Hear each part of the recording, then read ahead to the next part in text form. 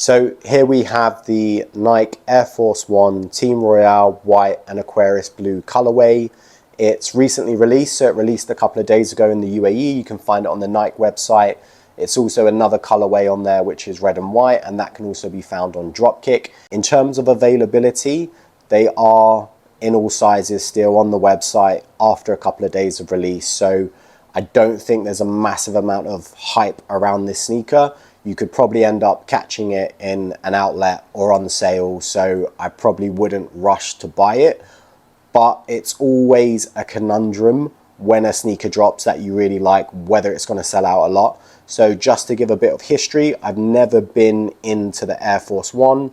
My favorite silhouette is an Air Max 95. I'm way more into Air Max, which you can obviously probably see by this Air Force 1. One of the things that attracted me to this shoe, to buying it, is the exposed air bubble. The midsole just seems like a little bit of a Frankenstein hybrid between an Air Force 1 and an Air Max. The first Air Force 1 that I ever purchased were the black and white Crater fly knits. I came across them in a store, saw them, loved them, and from that moment on, I started to look at Air Force 1s differently. I started to look for certain design cues and colorways, and they started speaking to me. So there's the Flyknit to my left. So that's the shoe that got me into it.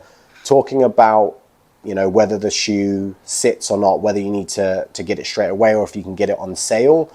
Another Air Force 1 which I really liked, and as soon as I saw it I knew I was going to get it, is the tweed and velvet Air Force 1 here. Now those sneakers, they had a limited run in a store called Concepts in Dubai, and they sold out in hours. They went on the Nike website, they sold out in a couple of days. So I don't think this shoe is going to do that, although I'm really grateful that I pounced on getting that one. I didn't want to take a chance that it will go to sale or in an outlet and I'll just, you know, never be able to pick it up. It's a bit more expensive than your average Air Force 1. So in the UAE, they usually release for 650 dirhams.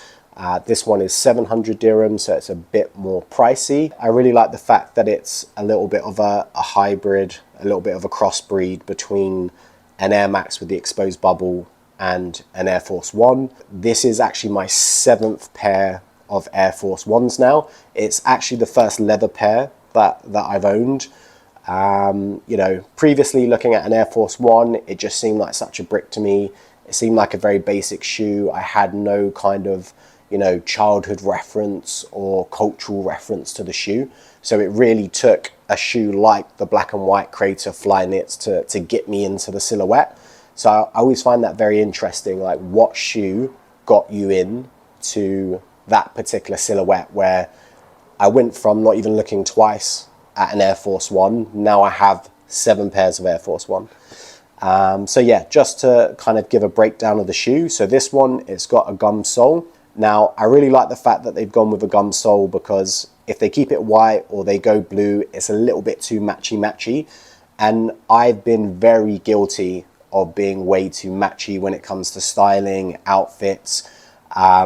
Yeah, I think it's good to add another color in there just to break it up. So the gum sole, I think it gives a bit more maturity to this shoe. I think if it was white or blue, it would then start to look a little bit more childlike. It's already a very loud color, with, you know, the vast majority of the shoe being this Team Royale blue. So making our way up to the midsole, you've got the white midsole with the white stitching.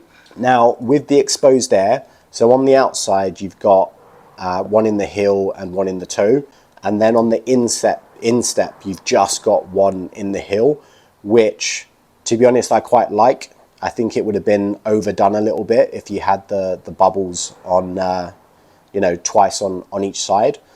The color of the bubble, so it's Aquarius blue.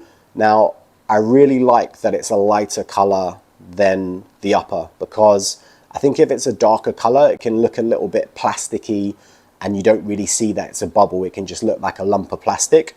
But the fact that it is that Aquarius blue and it's a bit more clear and you can see through it, and it gives a bit more contrast, considering that the upper is such a loud blue. So the upper itself, it's a tumbled leather. it looks, I mean, it looks good. It looks fine. Nothing really to go into too much detail about, to be honest, when it comes to the upper. The first thing that kind of strikes me about the upper, obviously you have the blue or the Team Royale tumbled leather, but you've got this Nike swoosh, which is a cutout, which is cut out into the silhouette, and then you've got like a white mesh beneath it. This gives the shoe, in my eyes, a bit more identity. Again, when I'm looking at an Air Force One or any silhouette, I'm looking for some kind of, you know, some kind of connection to the shoe, for it to tell some kind of story, not just to be another Air Force One or another Air Max with a slightly different colorway, slightly different materials used. You know, I like for it to have its own identity. So definitely, if they continue releasing more colorways with this shoe, they've got the theme of the rip tick, they've got the exposed bubble. I think these two elements give the identity to the shoe, and then you can play around maybe with the materials and the colorways. So, you know, let's see how they do. Maybe they don't do very well, and Nike doesn't do much else with the shoe. Maybe they do well, and, you know, they bring out more, you know, more versions of the shoe. So let's see, fingers crossed, because I do genuinely like the shoe. So making our way to the, what do we call it?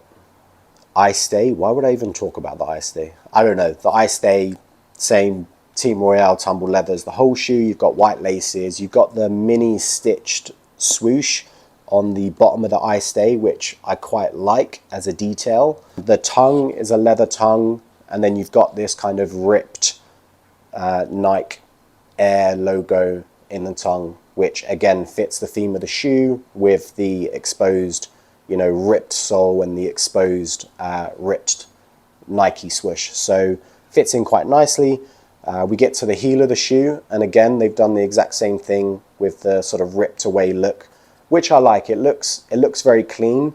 I do think it's a loud shoe in terms of the exposed air, in terms of the colorway. And one of the reasons why I got it, like I said, it's my first leather pair. You know, I'd always looked at Air Force Ones and how they crease and how much they weigh, and, you know, it's always been a bit of a brick for me. But I figured, you know, with the exposed air, to me, it speaks to me because I'm an Air Max guy, because my favorite silhouette, Air Max 95, and then that led me to the Air Max 90. I've even got a pair of Air Max 1s now, which I never thought I'd be interested in. So yeah, I mean, it's just interesting which particular design and shoe gets you into the silhouette. And then when you're into that silhouette, where do you go from there? You know, do you just collect 15 leather pairs with different color swooshes? To me, that is, you know, it's a little bit boring. I want the shoe to, yeah, speak to me in some other way. So I think these are really nice. Whether they're head turners or not, maybe. The Air Force One, it has had an exposed bubble on the midsole before, and that was for the Air Force Elite and the Air Force Supreme models, which I think, you know, we're going back to like 2015. To be honest, I wasn't, you know, I didn't have my eye on Nike sneakers at that point in time. I was doing other things. But now, obviously, you know, looking back at older models, looking back at what shoe is available, I don't see them available anywhere. So yeah, it's something different. I know Nike has come out and said they're going to stop producing so many iterations of the Air Force One. So to have something this different on an Air Force One, to me, again, being an Air Max guy, it's exciting. Whether it's a head turner or not too sure. So growing up, I was always into Nike trainers, you know, as you do. So the Air Max 95, big in the UK, big in London, where I grew up, where I'm from. So I had various different pairs of Air Max 95. And then as, you know, you mature, you move on. I wasn't keeping up to date with sneaker launches or releases. And then I remember coming to the UAE maybe 3 years ago, and I saw some Travis Scotts with the backward swoosh.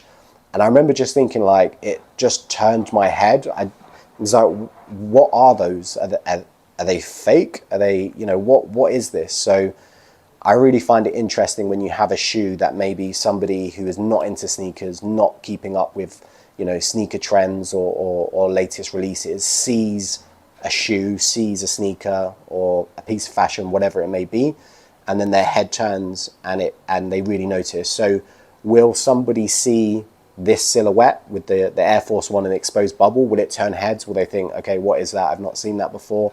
I would say potentially yes. So yeah, it's, you know, when you get to a certain amount of sneakers in your collection, it really has to be something different. It really has to speak to you on a different level for you to, you know, for it to make sense, because otherwise it's just going to sit, you know, on your shelf, in your closet, wherever that may be. I faced the question yesterday when I had all my sneakers on display and someone said, how many times have you worn these? And I went through them. I do wear my sneakers, but a lot of it was like once, twice, once, and I really, really like them, but I've only got 2 feet. There's only 7 days in the week. You end up wearing your, you know, your favorite pair, whether it's more comfortable or you're not afraid of getting them a bit beaten up depending on where you're going. So yeah, in closing, what I would say, it's a little bit more expensive than a regular Air Force One. It's definitely different enough to turn my head, and I think if you're into Air Maxes and you've not had an Air Force One before, maybe this could be a cool shot to your collection. I would also say I don't think there's any rush to get these. Like I said, they've released a couple of days ago, but I do think they'll go on sale. I do think they'll sit, just based on what I experienced when I got the cord and the tweed cloth pair. You know, they were, wherever they dropped, whatever sort of boutique store that sell Nike sneakers here in Dubai, or the Nike store itself, within hours the sizes were going. So yeah, I definitely think if you hold off, maybe you'll be able to get these on sale in 3 or 4 months. If they do come on sale and they do have different colors, maybe I'll get another pair. With this colorway, I think it makes the details in the shoe pop. It makes the tear out tick pop. It makes the exposed bubble pop. Whereas with the white and red, it just kind of looks like another basic pair of Air Force Ones. So yeah, I would probably say if you're really into the shoe, get it. If not, relax. They'll probably come on sale. You'll probably be able to pick them up at an outlet or online for, you know, a bit of a discount. They have been a bit cheeky, making these a bit more expensive than regular Air Force One drops. So yeah, my advice would probably be, unless you love the shoe, love the colorway, just wait for it to come on sale. Amazing. So I guess now will be the on feet. So yeah, let's see. I go true to size with the Air Force One, but I'd recommend you go half a size down if that's what you usually do.